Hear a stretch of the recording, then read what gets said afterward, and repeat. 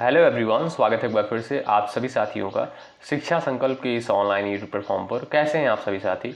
आशा करते हैं कि आप लोग बहुत ही अच्छे होंगे, स्वस्थ होंगे। साथियों, आज के इस स्पेशल सेशन में यूपीएससी पेट परीक्षा के लिए जीके जीएस का पहला प्रैक्टिस सेट जो है आपका होने वाला है। और यहाँ पर साथियों हम लोग 40 सवालों को कवर करने वाले हैं। और यहाँ पर जो 40 सवाल ये कवर किए गए हैं साथियों, पिछले वर्ष के पेपर के आधार पर यहाँ पर 40 प्रश्नों को सेट किया गया है। ठीक है, तो आप लोग धैर्य के साथ अंत तक बने रहिएगा। आज के इस स्पेशल टेस्ट का जो टारगेट रहेगा 25 सवालों का टारगेट रहेगा। आप लोग इन 40 सवालों में से जो है लगभग 25 सवालों को सही करने का प्रयास करिएगा। देखिएगा आप लोग कितने सवालों को सही कर पाते हैं। तो चलिए शुरुआत करते हैं बिना किसी देरी के। धैर्य के साथ आप लोग अंत तक बने रहिएगा। पहला सवाल आपकी स्क्रीन पर है।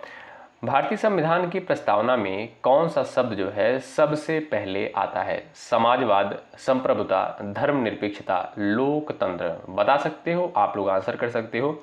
इन चारों शब्दों में से जो है सबसे पहले कौन सा शब्द आता है? साथियों, आप लोग देखोगे अगर कि भारतीय संविधान की प्रस्तावना की जब शुरुआत होती है, किससे होती है? हम भारत के लोग भारत को एक संप्रभु, और उसके बाद आता है समाजवादी, धर्मनिरपेक्ष, लोकतांत्रिक गणराज्य। तो आप देखोगे साथियों इन चारों शब्दों में से जो है संप्रभुता सबसे पहले नंबर पर आती है। ठीक है, तो बी ऑप्शन आपका बिल्कुल राइट आंसर हो जाएगा। अगर आप साथियों वैसे देखोगे तो शुरुआत जो होती है हम भारत के लोग से होती है, लेकिन यहाँ पर आपको आंसर देना है ऑप्शंस के अकॉर्डिंग। तो इन चारों ऑप्शंस में से अगर आप देखोगे सबसे पहले आपका आएगा संप्रभुता, उसके बाद आता है समाजवादी, क्या उसके बाद आएगा समाजवाद आएगा, उसके बाद धर्मनिरपेक्ष आएगा, फिर उसके बाद आपका आएगा लोकतंत्र सबसे लास्ट में। ठीक है, तो बी ऑप्शन आपका बिल्कुल राइट आंसर हो जाएगा। एक सवाल और आप लोग ध्यान रखिएगा कि भारतीय संविधान सभा में जो है उद्देश्य प्रस्ताव किसके द्वारा प्रस्तुत किया गया था, ये भी सवाल पेपर में पूछता है। साथियों, उद्देश्य प्रस्ताव जो है जवाहरलाल नेहरू के द्वारा जो है प्रस्तुत किया गया था, याद रखें। और इसी को जो है बाद में प्रस्तावना की संज्ञा दी गई थी। ठीक है, यानी उद्देश्य प्रस्ताव को ही बाद में क्या कहा गया? प्रस्तावना कहा गया। तो याद रखें, यहां पर आपका बी ऑप्शन इस सवाल का राइट आंसर होगा। अगला सवाल, चलिए, भारत की प्रथम महिला राज्यपाल जो है कौन थी? बताएं। इस सवाल का राइट आंसर क्या है? आप सभी प्यारे साथी आंसर कर सकते हो। चलिए सभी साथी प्रयास करें। यहाँ पर सवाल नंबर सेकंड है, महत्वपूर्ण है। चलिए यहाँ पर साथियों देखोगे आपका सी ऑप्शन जो दिया है बिल्कुल राइट आंसर हो जाएगा। भारत की प्रथम महिला राज्यपाल जो है कौन थी? सरोजनी नायडू। अच्छा, ये किस राज्य की राज्यपाल थी? याद रखिएगा, उत्तर प्रदेश की। कहाँ की? उत्तर प्रदेश की जो है ये राज्यपाल थी। तो सी ऑप्शन आपका बिल्कुल राइट आंसर होगा।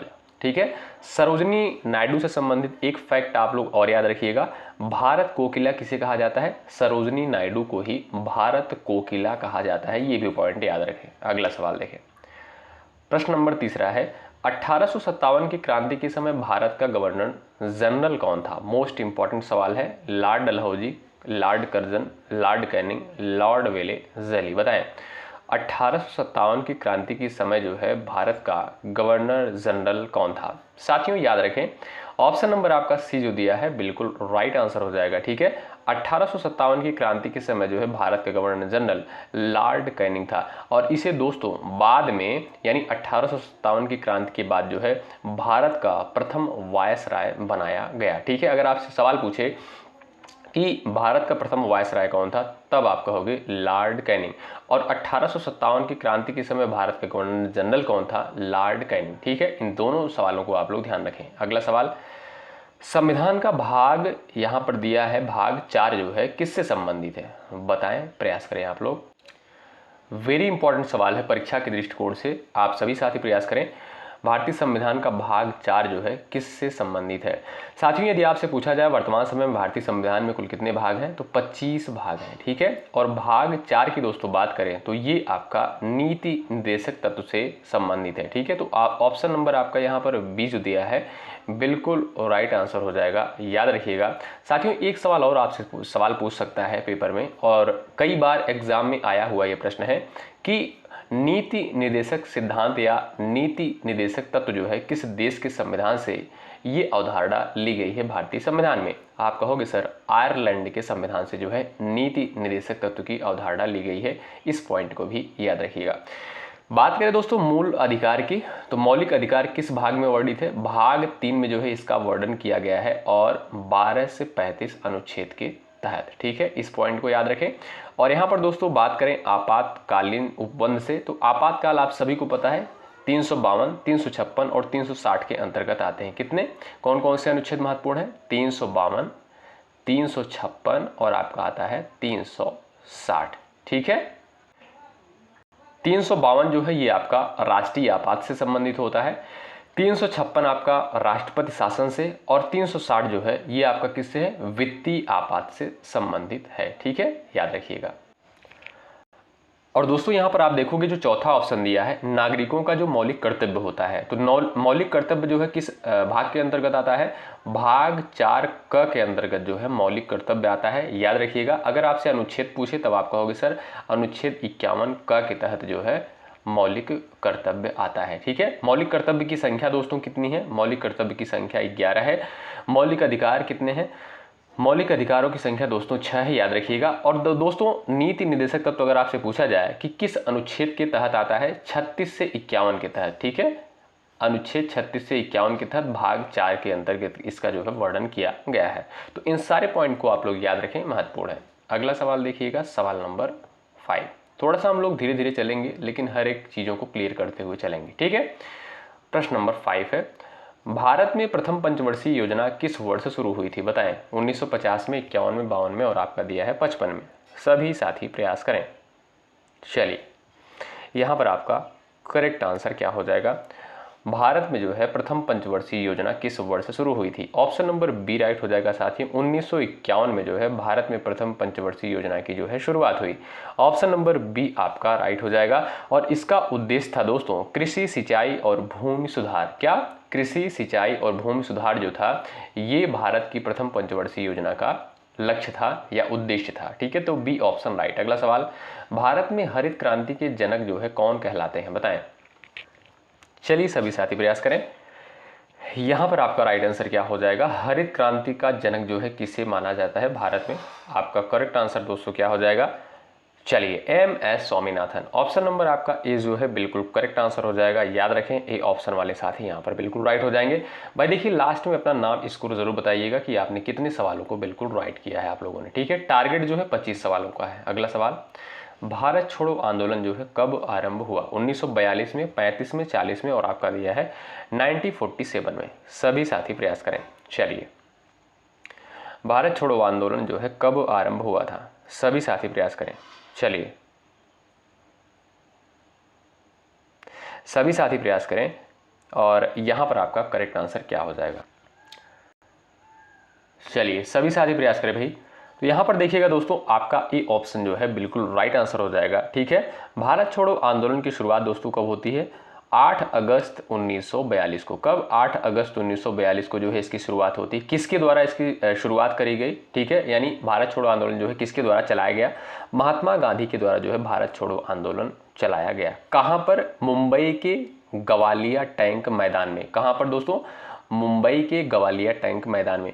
और दोस्तों एक पॉइंट और याद रखिएगा, भारत छोड़ो आंदोलन के समय ही करो या मरो का नारा दिया गया महात्मा गांधी के द्वारा। ठीक है, करो या मरो का नारा जो है महात्मा गांधी के द्वारा दिया गया। कब? भारत छोड़ो आंदोलन के समय। ठीक है, तो यहाँ पर साथियों आपका ए ऑप्शन बिल्कुल राइट आंसर हो जाएगा। 8 अगस्त 1942 को जो है भारत छोड़ो आंदोलन की जो है शुरुआत होती है। ए ऑप्शन आपका करेक्ट। अगला सवाल, अष्टाध्यायी जो है किसके द्वारा लिखी गई? बताएं। चलिए, सवाल नंबर 8 का आंसर करें।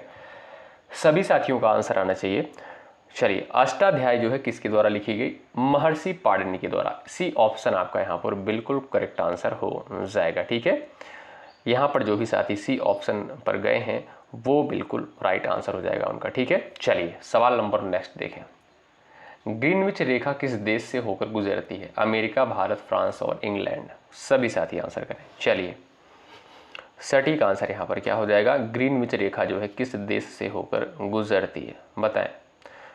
सही उत्तर क्या है इस सवाल के लिए? अमेरिका, भारत, फ्रांस और आपका दिया है इंग्लैंड। ये भी इंपॉर्टेंट सवाल है। यहाँ पर आपका डी ऑप्शन बिल्कुल करेक्ट हो जाएगा। ग्रीनविच रेखा जो है इंग्लैंड से होकर गुजरती है। डी ऑप्शन आपका बिल्कुल करेक्ट आंसर। सवाल नंबर 10 देखिएगा, चोल वंश की राजधानी क्या थी? बताएं। तंजौर, मदुरई, पाटलिपुत्र और आपका दिया है विजयवाड़ा। महत्वपूर्ण सवाल है, बताएं। चलिए यहां पर आपका राइट आंसर क्या है बताएं। यहां पर साथियों आप देखोगे आपका ए ऑप्शन जो है बिल्कुल राइट आंसर हो जाएगा। ठीक है, चोल वंश की राजधानी कहाँ थी? तंजौर थी। ए ऑप्शन आपका यहाँ पर बिल्कुल करेक्ट हो जाएगा। साथियों चोल वंश की राजधानी अगर आपसे पूछे तंजौर थी। और दोस्तों चोल वंश के एक राजा थे, उनका नाम क्या था? राजा, ध्यान रखिएगा, राजा राज चोल। क्या? राजा राज चोल जो है इनका नाम था। और इनके द्वारा जो है बृहदेश्वर मंदिर का जो है निर्माण करवाया गया था। ठीक है, तंजौर में। ठीक है, तो ए ऑप्शन आपका यहाँ पर बिल्कुल करेक्ट होगा। सवाल नहीं देखिएगा, अमर्त्य सेन को किस क्षेत्र में नोबेल पुरस्कार जो है मिला था? बताएं। अमर्त्य सेन को जो है किस क्षेत्र में नोबेल प्राइज दिया गया था? बताएं। चलिए यहां पर साथियों आपका राइट आंसर हो जाएगा ऑप्शन नंबर सी। अर्थशास्त्र के क्षेत्र में जो है अमर्त्य सेन को 1998 में, कब? 1998 में जो है इन्हें नोबेल प्राइज दिया गया था। ऑप्शन नंबर आपका सी जो है बिल्कुल करेक्ट आंसर। अगला सवाल, हड़प्पा सभ्यता की लिपि जो है कौन सी थी? बताएं। संस्कृत, ब्राह्मी, चित्रलिपि और आप यहां पर दिया है ज्ञाति। बताएं। चलिए सभी साथी प्रयास करें। चलिए प्रयास करें।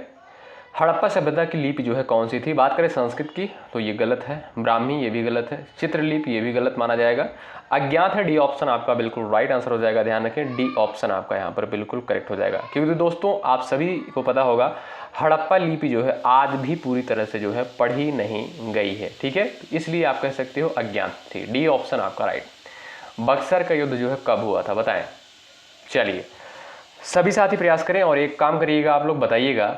दो युद्ध के बारे में मैं आपसे पूछता हूं कि बक्सर का युद्ध जो है आप सभी को पता होगा 1764 में हुआ था। आप लोग बताइए कि प्लासी का युद्ध कब हुआ था और किसके किसके मध्य हुआ था, और बक्सर का युद्ध जो है किसके किसके मध्य हुआ था। इन दो क्वेश्चन का आप लोग आंसर कमेंट बॉक्स में करिएगा। जो भी साथी सबसे पहले आंसर करेंगे उनका आंसर कमेंट बॉक्स में पिन किया जाएगा। ठीक है, तो बक्सर का युद्ध किसके किसके मध्य हुआ था और प्लासी का युद्ध कब हुआ था और किसके किसके मध्य हुआ था, ये भी आप लोग बताइएगा। ठीक है, तो यहाँ पर साथियों बी ऑप्शन बिल्कुल राइट हो जाएगा। बक्सर का युद्ध होता है 1764 में। B option correct. अगला सवाल देखें, सवाल नंबर नेक्स्ट।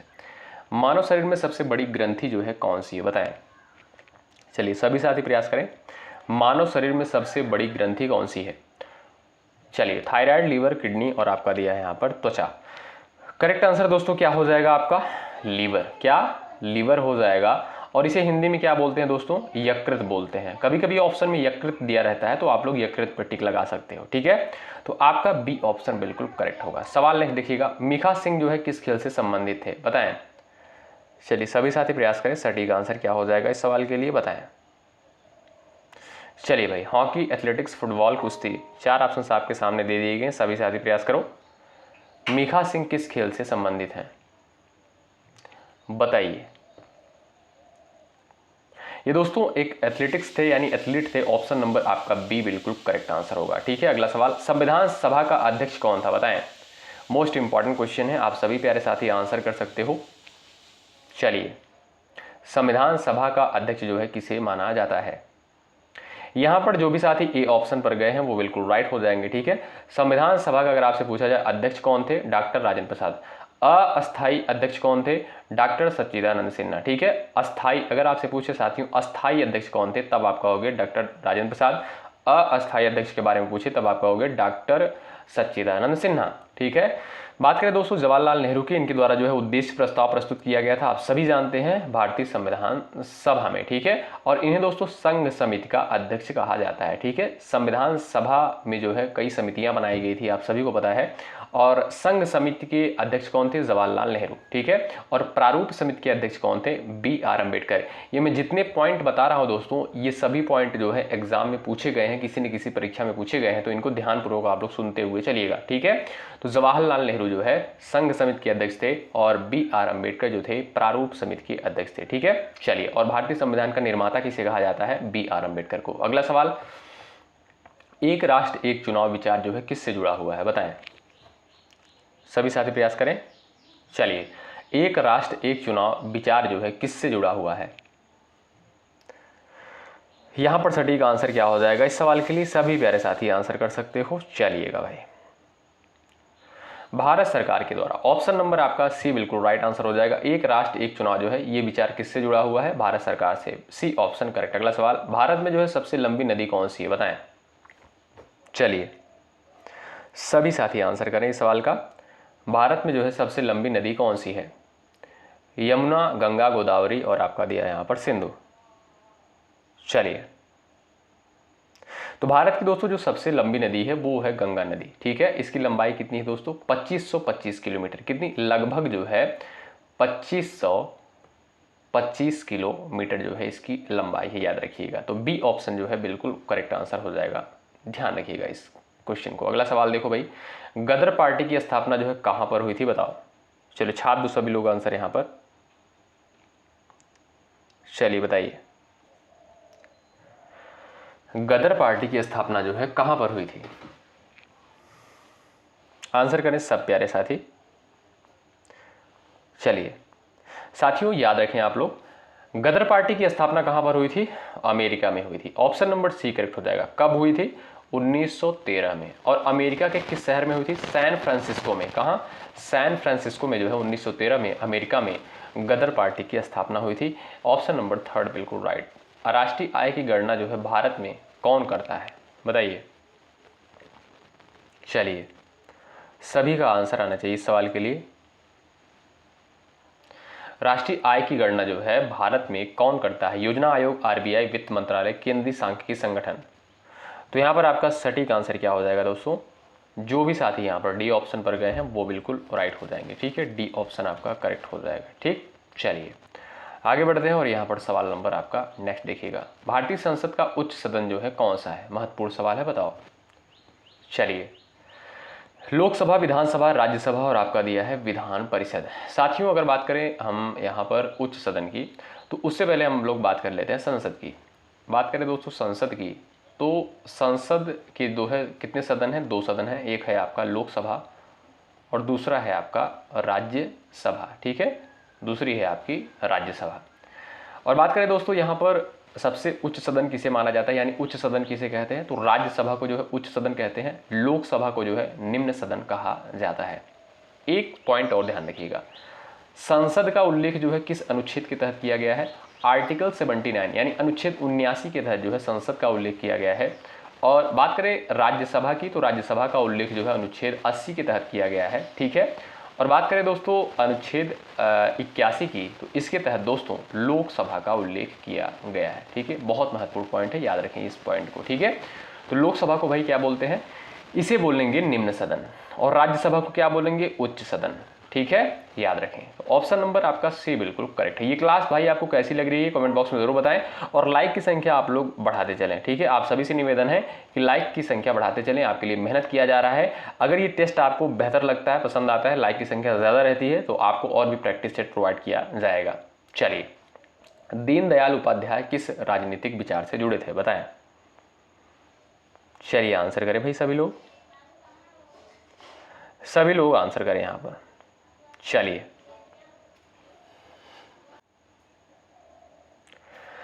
साम्यवाद, समाजवाद, अंत्योदय कार्यक्रम, उदारवाद। बताएं दीनदयाल उपाध्याय जो है किस राजनीतिक विचार से जुड़े हुए थे?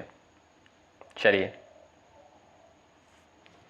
यहां पर साथियों आपका सी ऑप्शन करेक्ट है। ठीक है, अंत्योदय कार्यक्रम से जुड़े हुए थे। ठीक है, अंत्योदय का दोस्तों अर्थ क्या होता है? समाज के जो है अंतिम व्यक्ति तक विकास पहुंचना। क्या? समाज के जो है अंतिम व्यक्ति तक विकास पहुंचना, ये जो है अंत्योदय का अर्थ होता है। और यह विचार दोस्तों दीनदयाल उपाध्याय जी के द्वारा दिया गया था, जो कि भारतीय जनसंघ के प्रमुख नेता थे। ठीक है, तो सी ऑप्शन करेक्ट। अगला सवाल, भारत के संविधान में कुल कितने अनुच्छेद हैं? बताएं। मूल रूप से यहां पर पूछा गया है आपसे, यानी मूल संविधान में जो है कुल कितने आर्टिकल हैं? आप कहोगे सर 395। कितने? 395 अनुच्छेद हैं। वर्तमान में अनुसूचियां दोस्तों कितनी हैं? 12 अनुसूचियां हैं। मूल संविधान में 8 अनुसूचियां थी। ठीक, चलिए, संविधान दिवस कब मनाया जाता है? कमेंट बॉक्स में आप लोग छापिएगा। यूएनओ की स्थापना जो है कब हुई थी? बताएं।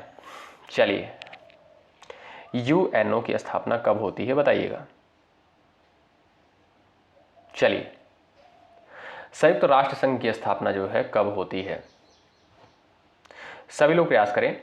साथियों याद रखें 24 अक्टूबर, कब? 24 अक्टूबर 1945 को जो है यूएनओ की स्थापना होती है और इसका उद्देश्य है, क्या है? इसका उद्देश्य था वैश्विक शांति और सुरक्षा बनाए रखना। ठीक है, तो आपका ए ऑप्शन बिल्कुल करेक्ट होगा। सवाल नेक्स्ट, पृथ्वी ग्रह का जो है उपनाम क्या है? यानी पृथ्वी ग्रह को जो है और किस नाम से जानते हैं, बताओ? लाल ग्रह, नीला ग्रह, श्वेत ग्रह, हरा ग्रह। चलिए चलो भाई फटाफट आंसर देने का प्रयास करो यहां पर आप लोग। तो पृथ्वी ग्रह का जो है उपनाम दोस्तों क्या है? पृथ्वी को जो है नीला ग्रह के नाम से भी जानते हैं। बी ऑप्शन आपका यहाँ पर बिल्कुल करेक्ट आंसर हो जाएगा। ठीक है, अगला सवाल, सवाल नंबर नेक्स्ट, सुपोषण अभियान किससे संबंधित है? जल संरक्षण, महिला सुरक्षा, पोषण एवं आहार, ऊर्जा उत्पादन, बताइए। चलिए भाई प्रयास करिए, आपका राइट आंसर क्या हो जाएगा? सुपोषण अभियान जो है किससे संबंधित है? सुपोषण अभियान दोस्तों ये आपका पोषण एवं आहार से संबंधित है। ऑप्शन नंबर आपका यहाँ पर सी बिल्कुल राइट हो जाएगा। सुपोषण अभियान दोस्तों भारत सरकार द्वारा कुपोषण को समाप्त करने हेतु जो है चलाया गया है, विशेषकर महिलाओं और बच्चों के लिए। सवाल नंबर नेक्स्ट, और ये सवाल आपके लिए मोस्ट इंपॉर्टेंट है। चलो भाई सवाल नंबर 27। भाई लास्ट में अपना स्कोर जरूर बताइएगा आप लोग ईमानदारी के साथ। और जो भी साथी चैनल पर नए हैं भाई सब्सक्राइब करके बेल आइकन को प्रेस करें, निश्चित रूप से यहाँ से आपको हेल्प मिलेगी। संविधान का जो है अनुच्छेद 21 किस अधिकार से जुड़ा हुआ है, बताएं? शिक्षा का अधिकार, संपत्ति का अधिकार, अभिव्यक्ति की स्वतंत्रता, जीवन का अधिकार, बताइए। संविधान का अनुच्छेद 21A किस अधिकार से जुड़ा हुआ है? मोस्ट इंपॉर्टेंट सवाल, बताओ। चलिए सभी साथी प्रयास करें भाई, आंसर करो सब लोग। संविधान का अनुच्छेद 21 जो है किस अधिकार से जुड़ा हुआ है? शिक्षा का अधिकार से जुड़ा हुआ है। और स्टार लगाइए इस क्वेश्चन पर डबल आप लोग, बहुत महत्वपूर्ण है साथियों। शिक्षा का अधिकार जो है भारतीय संविधान में कब जोड़ा गया था? महत्वपूर्ण सवाल ये भी बनता है। तो 86वें संविधान संशोधन के द्वारा, किस 86वें संविधान संशोधन के द्वारा जो है 2002 में। ठीक है, 86वें संविधान संशोधन 2002 के द्वारा जो है शिक्षा का अधिकार यानी 21 आर्टिकल 21A को जो है संविधान में जोड़ा गया था। इसके अंतर्गत दोस्तों क्या प्रावधान है? दोस्तों इसके अंतर्गत जो है 6 से 14 वर्ष तक के बच्चों को जो है निःशुल्क और अनिवार्य शिक्षा का अधिकार दिया गया है। ठीक है, तो आपका ए ऑप्शन राइट। सवाल नेक्स्ट देखिए, कौन सा राजवंश जो है एलोरा की गुफाओं के निर्माण से जुड़ा था? मौर्य, गुप्त, चालुक्य, राष्ट्रकूट, बताएं। चलिए कौन सा राजवंश जो है एलोरा की गुफाओं के निर्माण से जुड़ा था? सभी साथी प्रयास करें। राष्ट्रकूट ऑप्शन नंबर आपका डी बिल्कुल यहाँ पर राइट हो जाएगा। ठीक है दोस्तों, याद रखें डी ऑप्शन करेक्ट है। अगला सवाल, जीएसटी लागू करने वाला पहला राज्य जो है कौन था? बताइए। महाराष्ट्र, बिहार, असम, गुजरात। चलिए सभी लोग प्रयास करें। सबसे पहले जो है जीएसटी जो है किस राज्य में लागू हुआ था? ये दोस्तों आपका असम में। ऑप्शन नंबर आपका सी बिल्कुल करेक्ट हो जाएगा। पूरे भारत में जो है दोस्तों 1 जुलाई 2017 को जो है जीएसटी लागू होती है, आप सभी जानते होंगे। चलिए अगला सवाल देखो, सर्वाधिक कॉफी उत्पादक राज्य जो है कौन सा है? बताइए। चलिए प्रयास करें।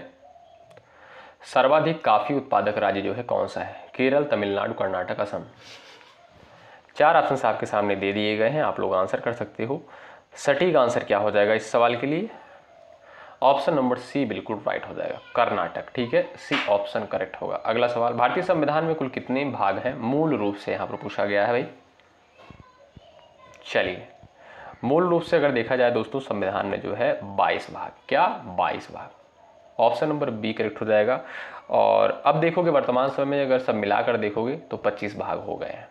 सवाल नेक्स्ट देखिएगा, प्रोजेक्ट टाइगर कब शुरू किया गया? बताओ। प्रोजेक्ट टाइगर की शुरुआत जो है कब होती है? बताओ।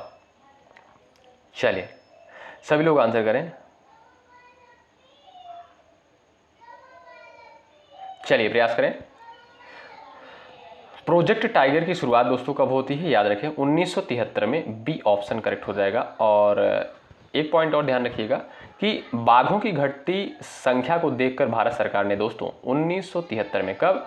1973 में जो है प्रोजेक्ट टाइगर शुरू किया था। और इसका उद्देश्य था दोस्तों बाघों का संरक्षण। क्या इसका उद्देश्य क्या था? बाघों का संरक्षण। तो ऑप्शन नंबर बी जो है बिल्कुल करेक्ट आंसर होगा। सवाल नहीं देखिए, भारत के किस राज्य में जो है सबसे अधिक जनजातियां हैं? बताइए, आंसर करें। भारत के किस राज्य में जो है सबसे अधिक जनजातियां हैं? उड़ीसा, मध्य प्रदेश, अरुणाचल प्रदेश, छत्तीसगढ़। चलिए प्रयास करिएगा। सटीक आंसर इस सवाल के लिए क्या हो जाएगा, बताओ। यहां पर साथियों आपका बी ऑप्शन करेक्ट हो जाएगा, एमपी यानी मध्य प्रदेश में। अगला सवाल देखो, संसद का बजट सत्र कब होता है? बताओ, संसद का जो है बजट सत्र कब होता है? आंसर कर दो सब लोग यहां पर भाई।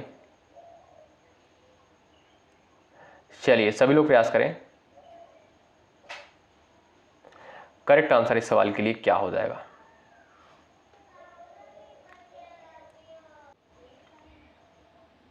बताएं। संसद का दोस्तों जो बजट सत्र होता है फरवरी मार्च के मध्य। ऑप्शन नंबर बी आपका राइट। सवाल नंबर नेक्स्ट देखिएगा, किसे भारतीय संविधान का निर्माता कहा जाता है? अभी हमने थोड़ी देर पहले आपको बताया था।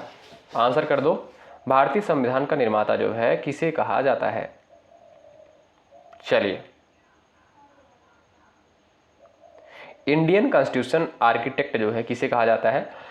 सटीक आंसर चला जाएगा आपका डॉक्टर बी आर अम्बेडकर पर। ऑप्शन नंबर आपका सी बिल्कुल करेक्ट हो जाएगा और इन्हें ही दोस्तों प्रारूप समिति का अध्यक्ष कहते हैं। अगला सवाल, साइमन कमीशन किस वर्ष भारत आया था? बताओ, साइमन कमीशन किस वर्ष भारत आया था? 1927 में, 28 में, 1930 में, 1931 में? बताइए।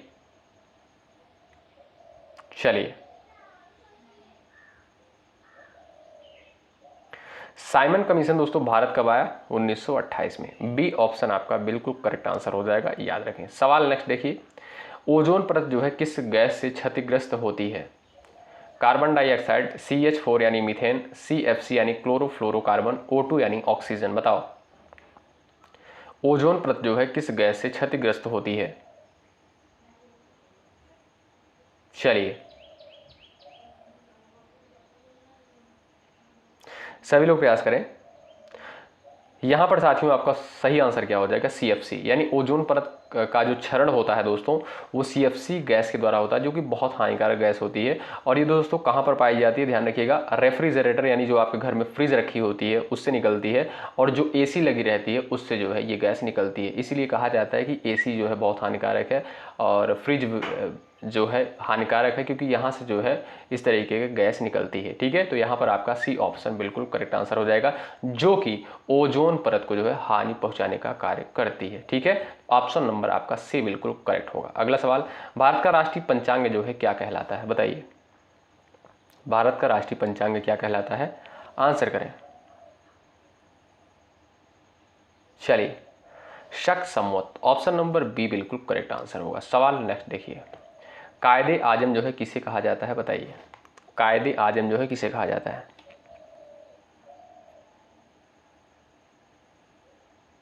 चलिए भाई बताएं। साथियों, मुस्लिम लीग के जो है प्रमुख नेता कौन थे? मोहम्मद अली जिन्ना, और इन्हें ही जो है कायदे आजम जो है कहा जाता है। ऑप्शन नंबर बी जो है बिल्कुल सटीक आंसर हो जाएगा। अगला सवाल, और ये लास्ट क्वेश्चन है, इसका आंसर आप लोग करोगे सवाल नंबर 40 का। ठीक है, कोलकाता में स्थित फोर्ट विलियम किसने बनवाया था? ठीक है, सब लोग आंसर करोगे, और इसका निर्माण जो है कब करवाया गया था? आप सभी लोग इस क्वेश्चन का आंसर देने का प्रयास करोगे। कोलकाता में स्थित फोर्ट विलियम किसके द्वारा बनवाया गया था? ठीक है, तो ये क्लास आपको कैसी लगी एक बार कमेंट बॉक्स में जरूर बताएं, और लाइक की संख्या आप लोग एक बार बढ़ा दीजिएगा। इससे दोस्तों हमें भी मोटिवेशन मिलता है और आपके लिए बेहतर कंटेंट लाने का प्रयास करेंगे। ये सेट आपको GK GS का ये सेट अगर आपको बेहतर लगा हो जरूर बताएं कमेंट बॉक्स में। आपको नेक्स्ट क्लासेस धुआंधार तरीके से देखने को मिलेंगी। जब तक आपकी एग्जाम नहीं हो जाता है तब तक हम आपके साथ बने रहेंगे GK GS की बेहतरीन कंटेंट के साथ। ठीक है, तो चलिए बहुत बहुत शुक्रिया। यदि आप टेलीग्राम चैनल से जुड़ना चाहें तो जुड़ सकते हैं। इस वीडियो के डिस्क्रिप्शन बॉक्स में टेलीग्राम चैनल का लिंक दिया गया है। ये क्लास आपको डेली सुबह 11:30 बजे देखने को मिलेगी, लेकिन आज जो है थोड़ा सा लेट हो गया है। ये क्लास आज थोड़ा लेट आपको मिल सकती है, लेकिन अब डेली जो है आपको 11:30 बजे ये क्लास देखने को मिलेगी, अगर आपकी लाइक की संख्या ज़्यादा रहेगी तो। ठीक है, शुक्रिया। जय हिंद, जय भारत।